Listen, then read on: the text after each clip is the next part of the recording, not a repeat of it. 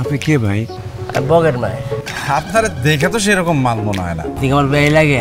This is so disgusting Jewel. যখন আমাদের এরকম মেজর প্রেজেন্টেশন থাকে হয় তোমার লুজ মোশন হইতেছে।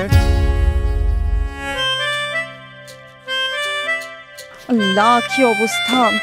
I'm so sorry, I'm so sorry.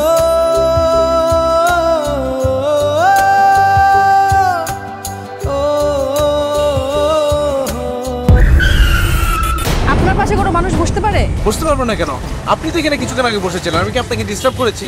এরকম আগলি ইনএলিগেন্ট টাইপ অফ একজন লোক তোমার হোম টিউটর। নিজের চেহারা সম্পর্কে ধারণা থাকলে আমার সাথে তর্ক করতে আসতেন না। আপনার ছেলে যদি বিয়ে হয় তাহলে আমার কান কেটে কুকুরের গলায় ঝুলিয়ে দিব। চেহারাই মনে হয় বেয়াদব লোক।